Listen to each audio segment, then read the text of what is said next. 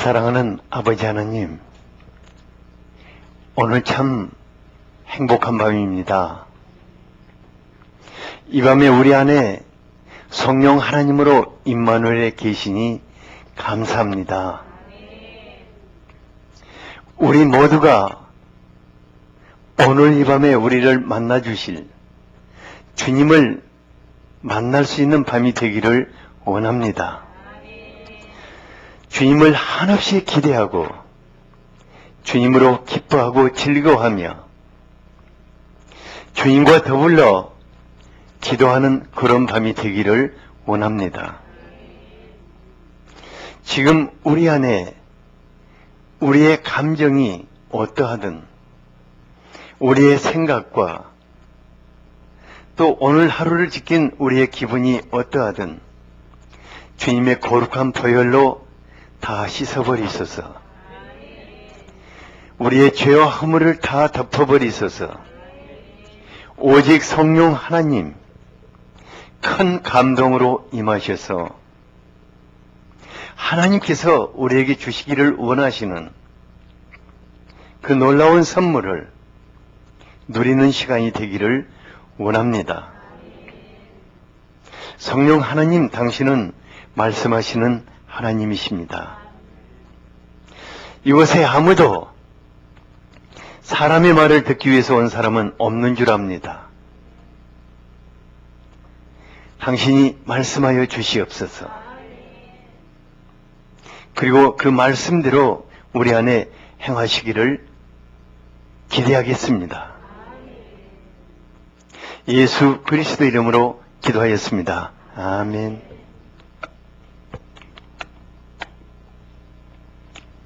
이사야서 8장 5절에서 8절까지, 이사야서 8장 5절에서 8절까지 한 목소리로 같이 한번 읽겠습니다. 책 찾을 필요 없이 저기 보고 읽으시기 바랍니다. 시작.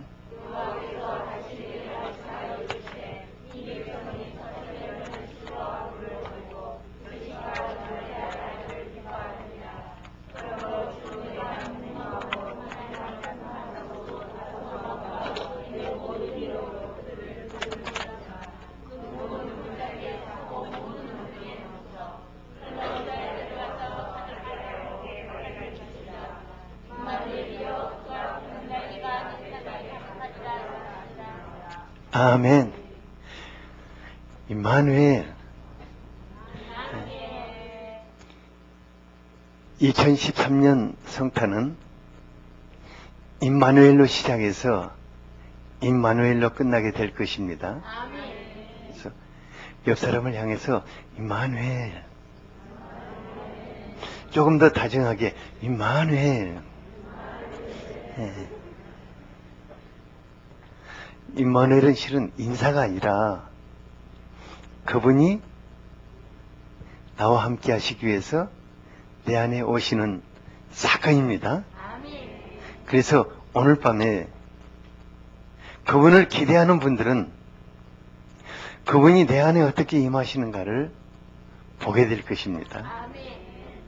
그분을 만나게 될 것이고 그분 안에 기대하는 것이 어떻게 풀리는가를 보게 될 것입니다. 그래서 오늘 밤은 임마누엘을 내가 만나는 시간이고 그분으로 인해서 내가 기뻐하고 즐거워하는 시간이고 그분과 함께 집으로 돌아가는 그런 시간이 되기를 바랍니다. 지난 주일날 하나님께서 아하스에게 너는 내가 너를 돕겠다는 징조를 하늘에서 구하든 땅에서 구하든 한 가지 구해라.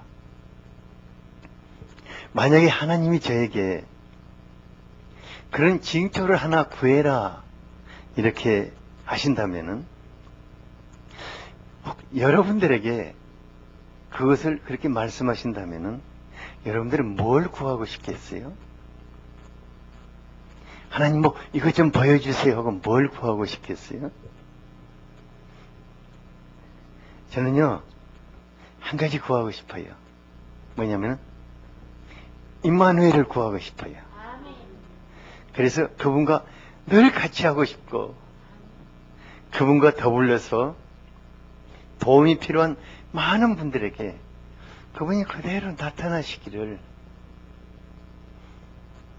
기대하고 보는 그런 즐거운 삶을 살고 싶어요. 그래서 우리 제 아내하고 같이 이렇게 쭉 걸으면서 남은 삶을 그분과 그렇게 한번 살고 싶다. 그분이 나타나시는 것을 보고 살고 싶다. 이렇게 했어요.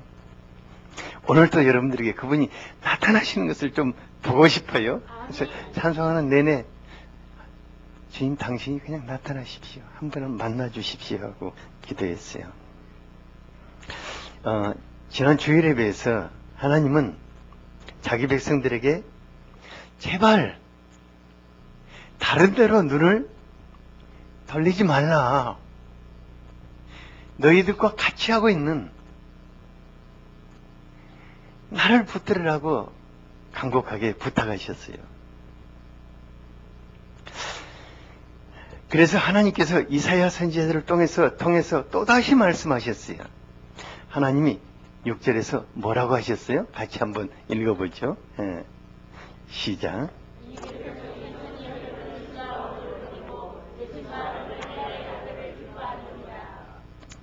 하나님이 자기 백성들을 지금 지켜보시니까 그들이 천천히 흐르는 실로의 물을 버렸다고 하였습니다.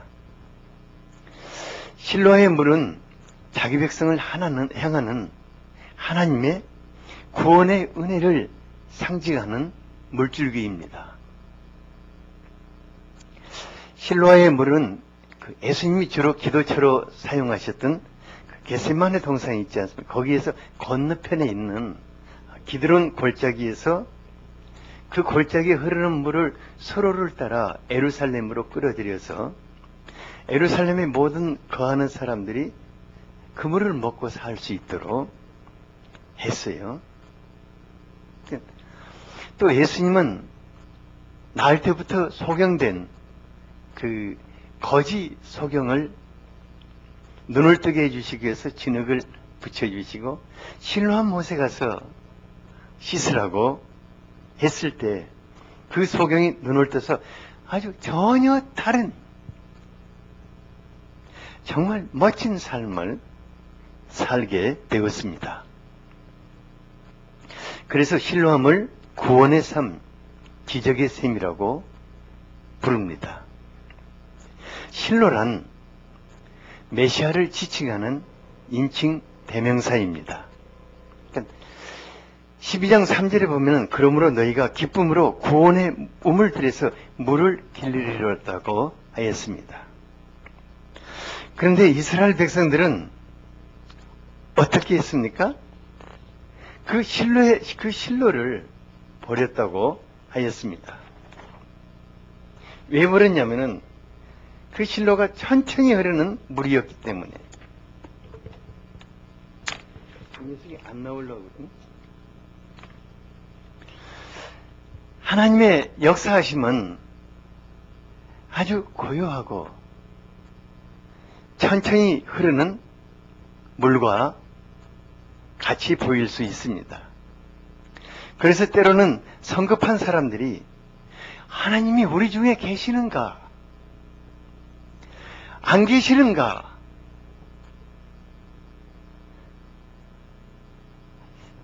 하나님을 알 수 없는 분이라고 원망하기도 합니다.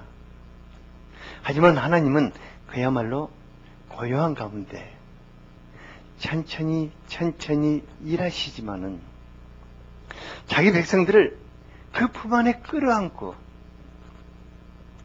확실하게 일하시는 분이십니다. 그래서 실로의 하나님을 아는 사람들은 결코 급하거나 들리지 않습니다. 그러면서 하나님과 함께 고요한 중에 해야 할 일들을 다 해버리는 사람들입니다. 하나님은 천천히 일하시는 분 같이 보이지만은 자신의 계획을 하나도 빠짐없이 확실하게 다 실현시켜 가시는 분이신 것입니다. 이름이 뭐지? 우리 이정화 자매님이 하나님이 내 인생 속에 뭘 하실까? 아직 잘 모르겠죠. 이 교수님 하나님은 뭔가 하실 것 같은데. 그죠? 그런데 나의 어떻든 간에 하나님은 내 인생에 두신 그 아름다운 꿈을 하나도 빼지 않고 다 이루어 가신다 것입니다. 제가 한 가지 나같이요 엉성한 사람들은 꼭 해야 할 일을 빼거든요. 뭐냐면 오늘 이정원 교수님 내외가 그 울산대 파워스팀을 같이 이곳에 왔어요. 내가 지금 환영을 안 했거든요. 이런 사람이 어딨냐. 여러분들 다 환영의 박수.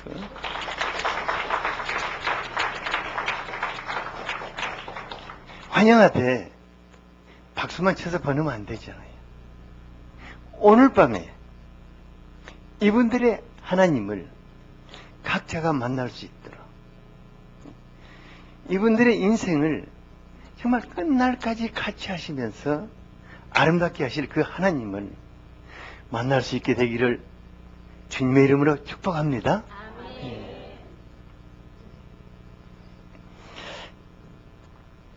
그러니까 하나님은 그야말로 고요한 중에 하실 일을 다 하시는 분이시다는 것입니다.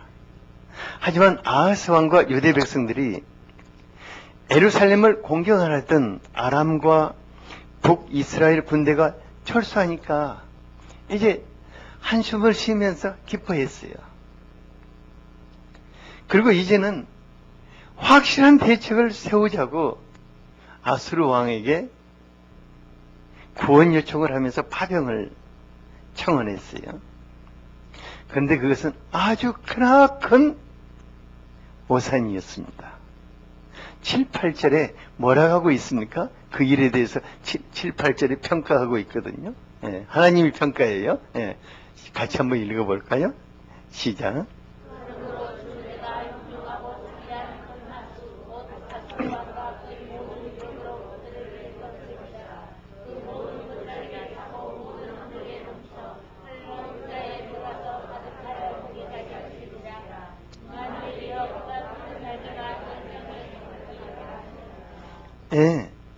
그러니까 그들이 기대하는 아수르 군대는 구원병입니까? 아니에요. 유다 왕국을 완전히 휩쓸어버릴 흉흉하게 범람하는 대홍수와 같은 물이라고 했습니다. 그러니까 요즘 말 같으면 그게 뭐죠? 쓰나미예요. 완전히 휩쓸어버리는 쓰나미가 되어버리는 거예요. 그러니까 그들은 구원병을 불러들이는 것이 아니라 재앙의 쓰나미를 지금 스스로 자기 땅으로 불러들이고 있는 것입니다. 이런 사람들을 가르쳐 재앙을 스스로 끌어들이는 어리석은 사람들이라고 말하죠. 하나님의 백성들 중에는 재앙을 자초하여 끌어들이는 사람들이 참 많아요. 제가 지금 말하는 건 불신자들을 얘기하는 거 아닙니다. 하나님의 백성들. 제 자신의 삶을 되돌아봐도 그 제 마음에 틈타는 불신과 속 두려움을 이기지 못해가지고 재앙을 스스로 불러들이는 경우가 참 많았어요. 아주 고요한 가운데 그냥 가만히만 있어도 하나님이 알아서 해주실 일들을 사단이 들썩이는 그 불신에 그걸 이기지 못해서 막 속 두려움에 떨다가 오두방정을 떠하는 거예요. 오두방정이라는 것은 하지 아니할 일들을 막 하는 거예요. 그리고 실컷 고생할 때가 한두 번이 아니었어요. 하나님은 고요하고 천천히 흐르는 실로와 물과 같은 분이십니다. 그러므로 우리가 하나님을 의지해서 살고자 한다면 하나님 앞에서 고요하고 잠잠해야 할 것입니다. 예수님이 제자들을 데리고 밤에 바다를 향해 건너고자 할 때 광풍이 배를 뒤집고자 했어요. 예수님 광풍을 향해서 뭐라고 그랬어요? 고요하라, 잠잠하라고 하신 후에 제자들에게 뭐라고 했냐면, 너희들이 왜 그렇게 두려워하느냐?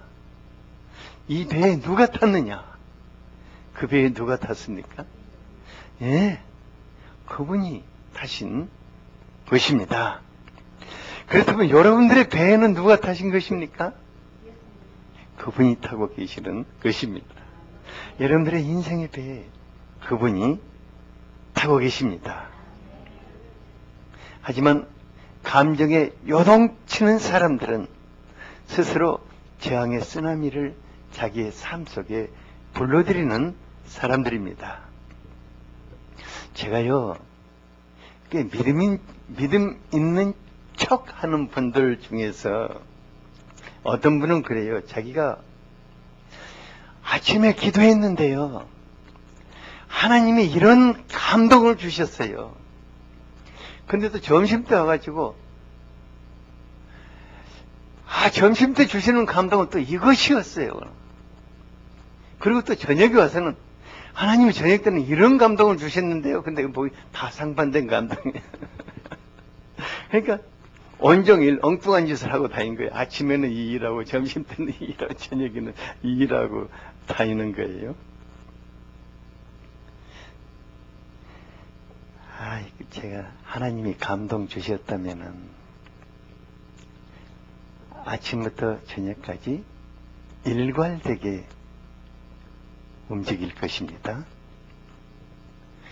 근데 그분의 하나님은 변화무쌍하고 오락가락 하시는 분이시구나 하는 생각이 들어요. 또 어떤 분은 말끝마다 성령님이 감동 주셨다, 성령님이 내게 말씀하셨다 이렇게 하는데, 행동을 조용히 이렇게 지켜보면 너무너무 불안해하고 어떤 자기 불안 심리 속에서 나오는 그런 생각들, 또 자기 말인 것을 알 수 있어요. 이런 분들도 스스로 재앙의 쓰나미를 불러들이는 분들 중에 하나입니다.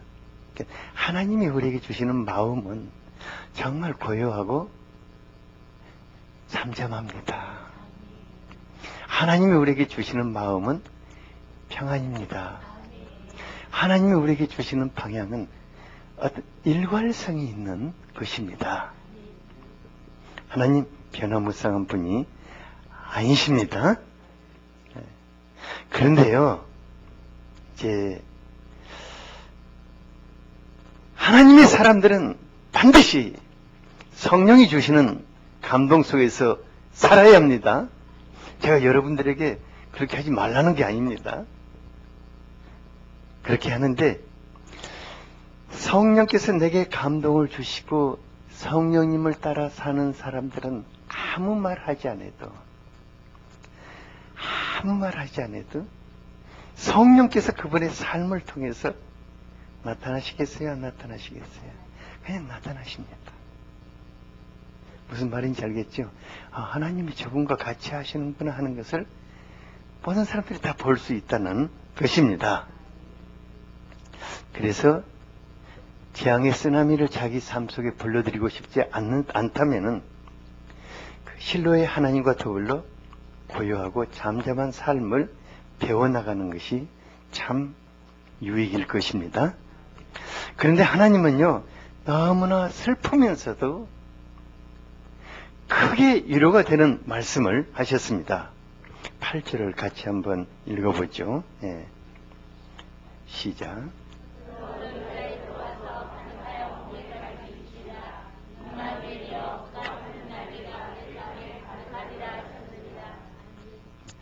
재앙이 범람해 오는데 어디까지 범람하게 된다고 그랬어요?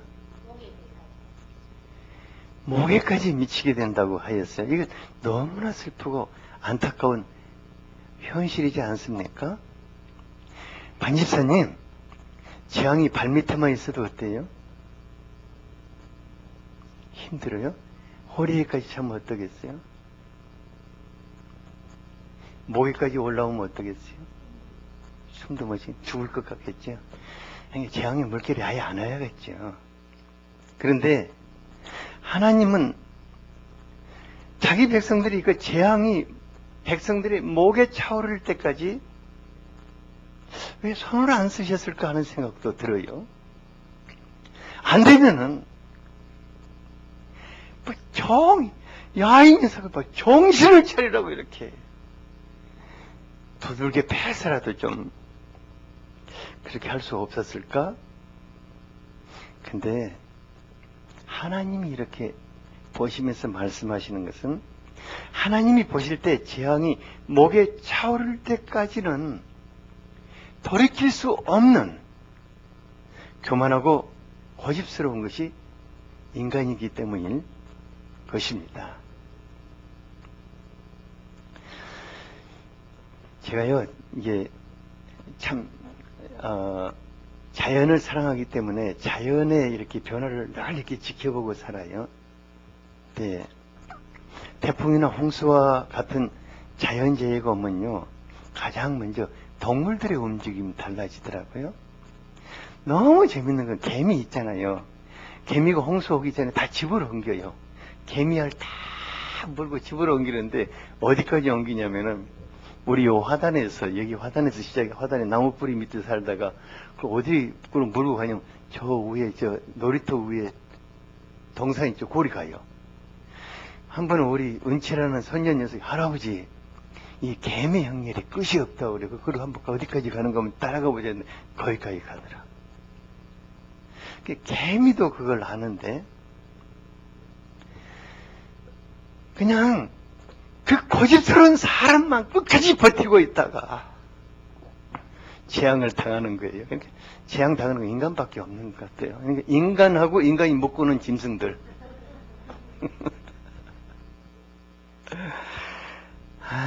재앙이 목에 차오를 때까지 성령 하나님께서 얼마나 경고를 하시겠습니까?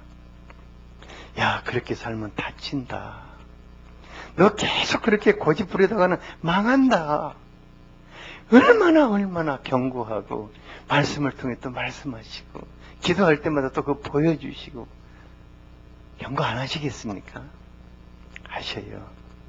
하나님께서 왜 노아 시대에 방주를, 홍수 심판을 피할 수 있는 방주를 짓는데 100년이라는 세월을 걸쳐서 짓게 했겠습니까? 아마 그곳을 관광 명소가 됐을 거예요. 100년 동안 지었으니까. 그것도 산 위에서. 사람들이 와서 뭐 하냐고 그러면 홍수 심판을 대비하기 위해서 방주를 짓는다고 계속해서 그 메시지를 100년 동안 전했을 것입니다. 사람들이 그걸 보고 구경하고 가면서 뭐라고 했겠어요? 저 인간 완전히 돌았다.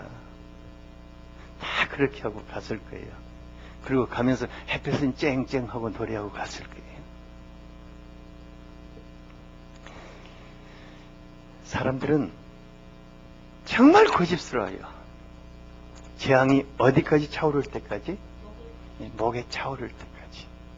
그래서 삶이 다 무너진 후에야 내가 정말 잘못 살았구나 하고 돌이키고자 하는 거예요. 제발 이렇게 어리석은 사람은 되지 않아야겠습니다. 옆 사람은 이렇게 어리석은 삶은 살지 맙시다.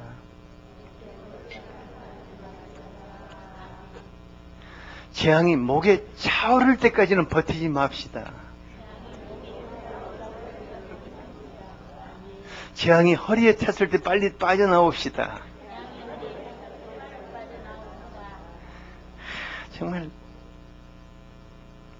하지만 하나님은 그 가운데서도 어떤 놀라운 말씀을 전해주시는 것입니까? 다시 한번 8절을 읽어보죠. 시작.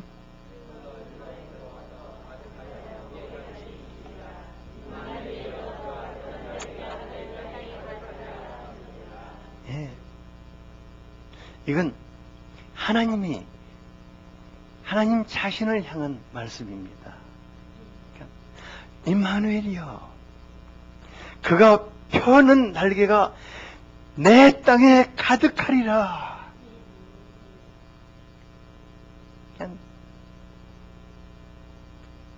얼마나 이 말씀을 어떻게 표현해야 할지 모르겠어요. 제가 지난 2주 동안 성탄을 어떻게 준비할까 하다가 임마누엘이라는 한마디, 이 말씀에 붙잡고 어떤 때는 밤에 잠을 못 잤어요. 그분을 정말로 더 깊이 느껴보고 싶고 그분에 대해서 더 알고 싶고 또 내 안에 그분을 한번 소화해보고 싶고 사모하면서 이제 갈망해 왔어요. 하나님 자신이 임마누엘이여, 임마누엘이여. 그러니까 정말 천하고 초라한 나 같은 인간을 일평생 끌어안고 살기 위해서 내게 오시기를 원하시고 내 안에 오시기를 원하시고 그분의 은혜 아무리 생각해도 이 작은 머리로 헤아릴 수도 없고 가슴에 담을 수도 없는 거예요. 아이, 내가 목사라고 뭐 아는지, 뭐 신앙에 대해서 아는지 아는데 그 한마디를 가지고 끙끙끙끙 거리고 산을 돌고 또 돌고. 너무 놀라운 것은 이것이 패역한 백성들을 향한 우리 아버지의 사랑이라는 것입니다. 임마누엘이여, 그가 펴는 날개가 내 땅에 가득하리라. 그 땅이 어떤 땅입니까? 패역해서 스스로 재앙을 불러들이는 그 땅인데, 보기도 싫은 땅일 건데, 그냥 놔둬버리고 싶은 땅일 건데,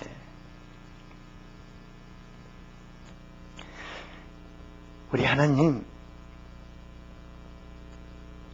그 땅을 하나님의 날개를 펴서 덮어 보호하시겠다는 것입니다. 이 일은 바로 아하스 왕의 아들인 히스기야 때 실현되었습니다. 아수르 왕 사네립이 대군을 이끌고 예루살렘을 점령하기 위해서 쳐들어왔는데 바로 그 밤에 하나님께서 그들을 치셨어요. 열왕기하 19장 35절을 하나님이 어떻게 하셨는가 한번 같이 한번 읽어보죠. 시작.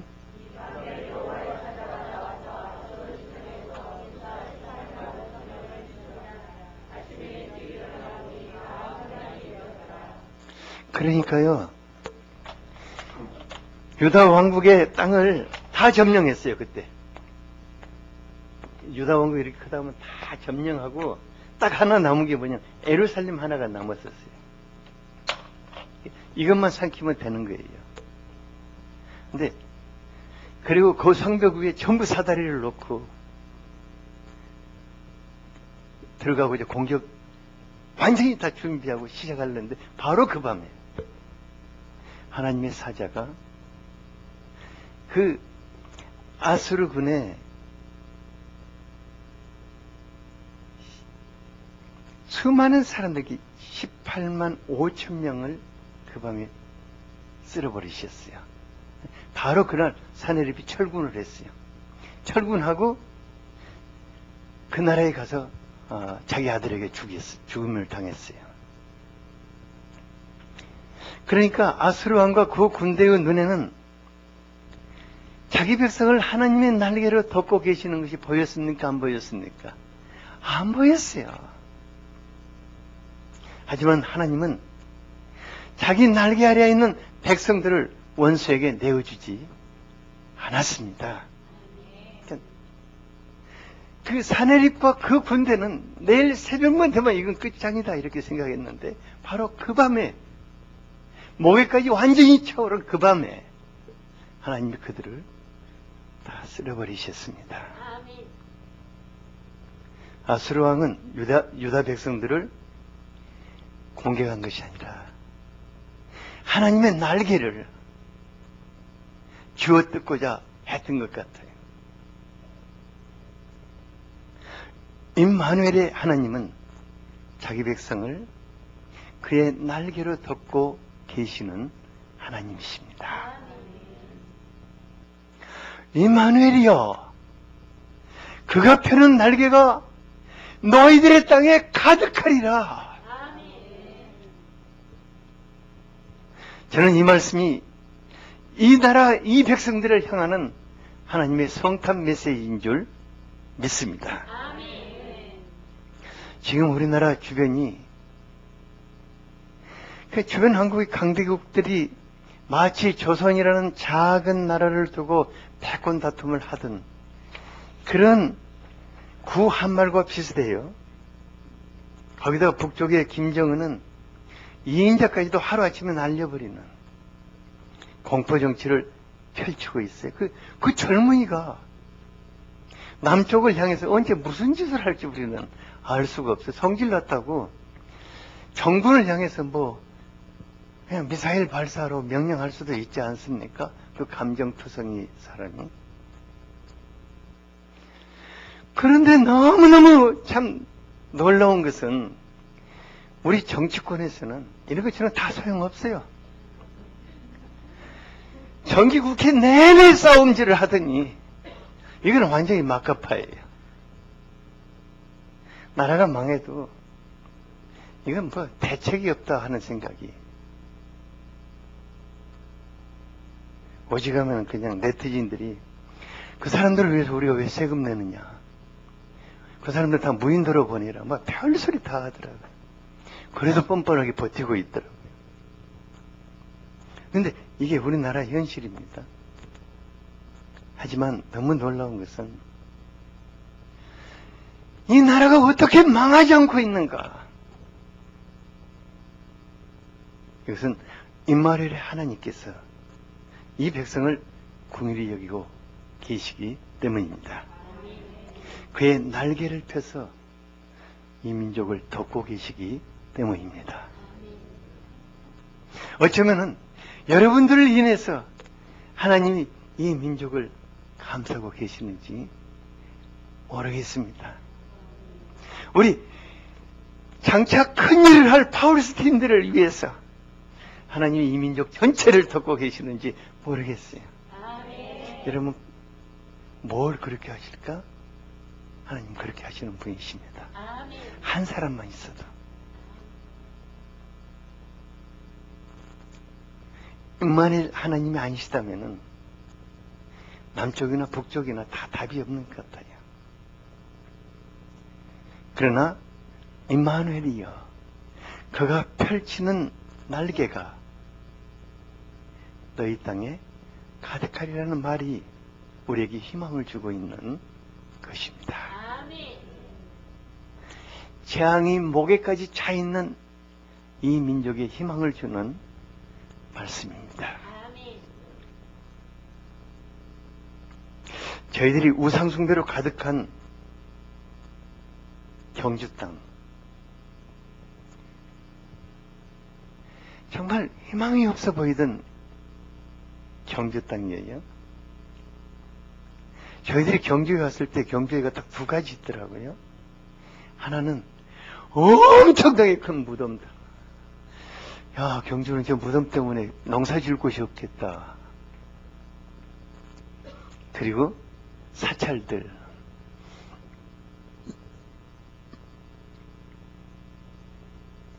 그러니까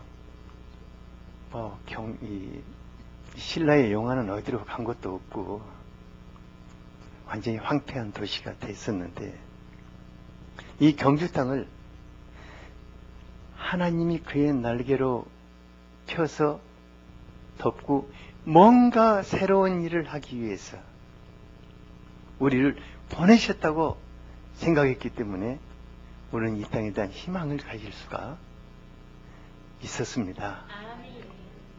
저희들이 울산에 가서 울산을 개척할 때도 그랬어요. 하나님이 이 땅에 희망을 가졌기 때문에 우리를 보내셨다 생각하면서 울산을 위해 기도하고 그곳에 교회를 세우고, 그 흐름이 지금 파울스팀으로 이어진 것입니다. 여러분들 그거 알기 바랍니다.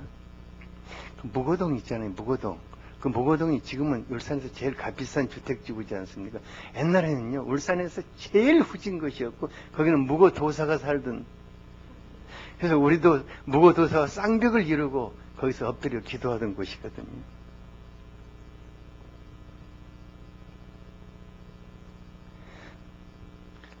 제가요,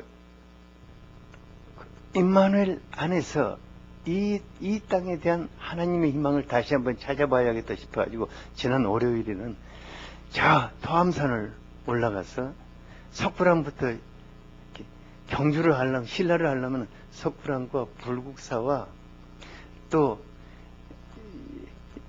여기 보이죠? 반월서 이쪽으로 왕터 있던 이곳을 쭉 알아야 한다고 그래요. 그래서 다시 한번 하나님의 희망을, 하나님이 도대체 전에도 계셨고 지금도 계시고 장차 이 땅에 일하실 분이 하나님이신데, 이곳과는 어떤 일을 해오셨고 어떤 연관이 있는가 좀 더 깊이 알고 싶었어요. 그러면서 다른 것은 아무 말 하지 않고 임마누엘만 계속 하나님이 이 땅을 덮으시옵소서. 하나님이 이 땅에 임하시면 됩니다. 누가 경주에서 하나님을 찾아서 오리라고 상상이나 했겠습니까? 지금은 얼마나 많은 분들이 경주를, 하나님을 찾기 위해서 경주를 오고 있습니까? 울산에서 뭐 하려고 이 밤에?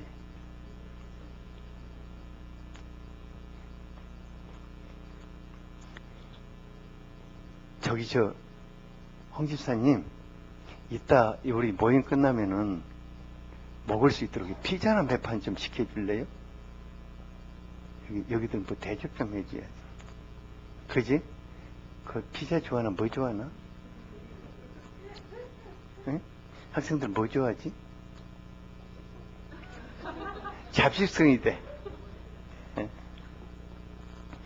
뭐 잡식성이니까 알아서 뭐 좀 한번 시켜주세요. 그런데요, 놀랍게도 이사야서 12장에는 임마누엘의 하나님을 노래하고 있습니다. 그날에 내가 말하기를 여호와여 주께서 전에는 내게 노하셨사오나 이제는 주의 진노가 돌이켰고 또 주께서 나를 안지하시니 내가 주를 감사합니다. 하나님은 우리의 패역함으로 인해서 잠시 노하시는 것 같지만은 버리시지는 않으십니다. 다시 끌어안으시며 위로하시는 아버지이십니다. 2절에 임마누엘 하나님이 어떤 분이시다고 말하고 있습니까? 같이 한번 읽어봅시다. 시작.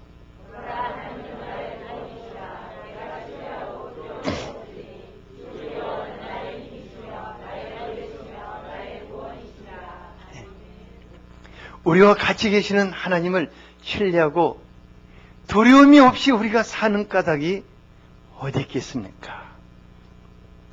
하나님이 나의 힘이시기 때문입니다. 하나님이 나로 하여금 노래하게 하시기 때문입니다. 하나님이 모든 일 속에서 나를 건져내시는 구원자이시기 때문입니다. 그러므로 이사야가 외치고 있어요. 너희가 기쁨으로 구원의 우물들에서 물을 길리리로다. 하나님은 고요하고 천천히 흐르는 실로와 물이라고 했는데 바로 그분이 우리를 모든 시련과 모든 원수들의 손에서 능히 건져내시는 구원의 우물이라고 노래하는 것입니다. 그러므로 우리가 모든 일들 안에서 우리를 능히 구원해 내실 우리 안에 임마누엘에 계시는 그분을 바라보아야 할 것입니다. 때때로 우리 하나님 내 안에 계시는가? 안 계시는가? 무엇을 하시는가? 답답하게 여겨질 때도 있을 거예요.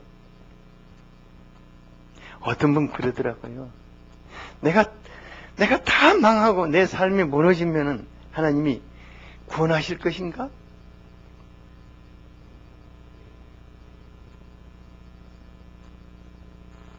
내가 병들어 죽은 후에 하나님이 내 무덤을 파실 것인가? 하나님 우리 인생 끝장난 후에 나타나시면 무슨 의미가 있겠습니까? 그러나 하나님은 사랑하는 자녀들에게 그렇게 하시는 분이 아니십니다. 우리 스스로가 재앙을 불러들여서 우리의 삶을 끝장내고자 할지라도 하나님은 그 끝자락에서 지극히 아름다운 일을 행하시는 분이십니다. 하나님이 어떤 분이신가? 5절을 같이 한번 읽어보죠. 이 말씀이 여러분들의 말씀이 되기를 원합니다. 시작.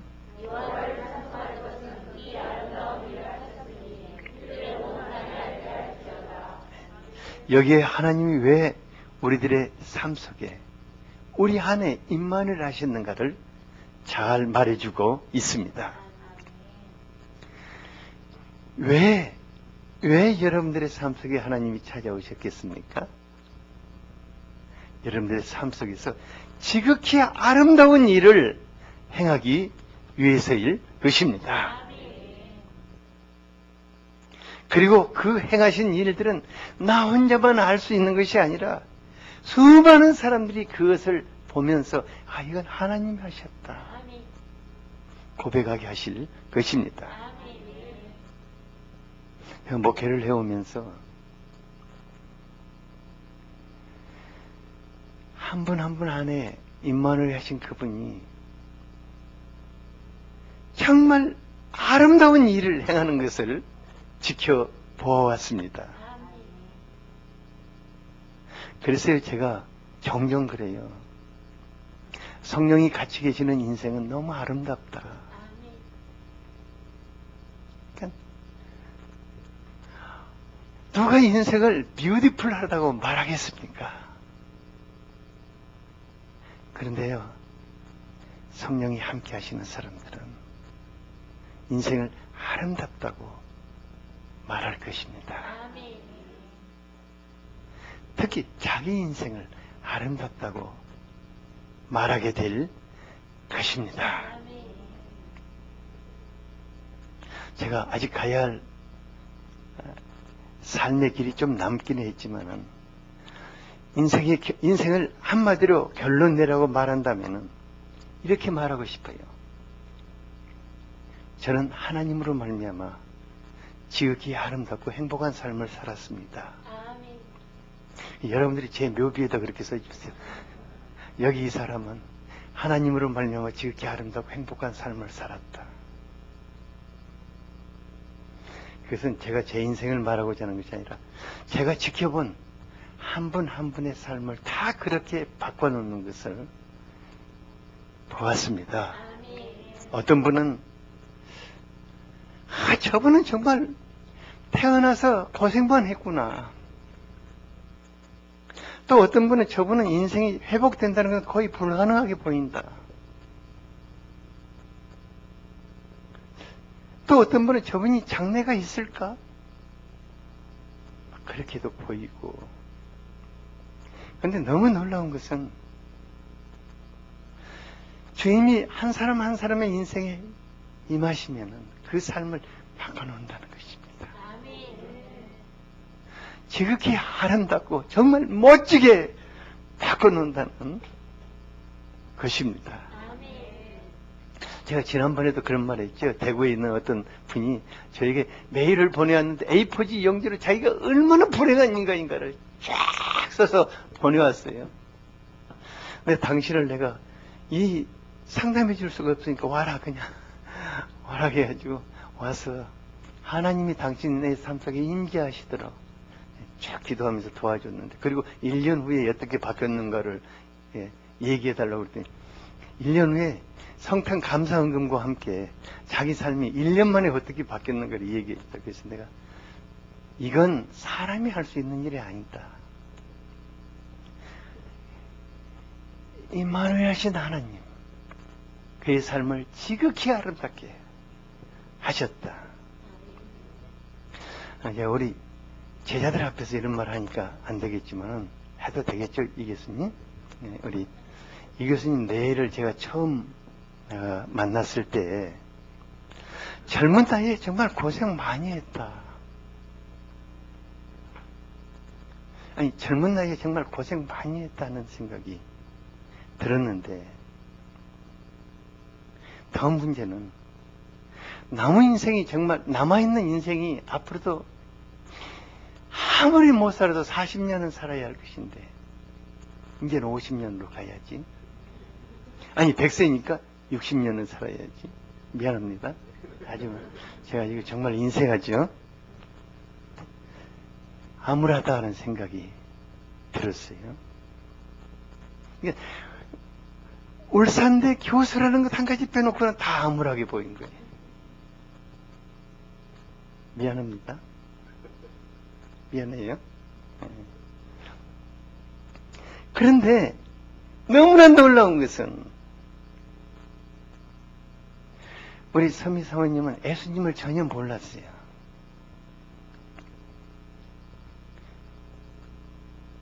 어느 날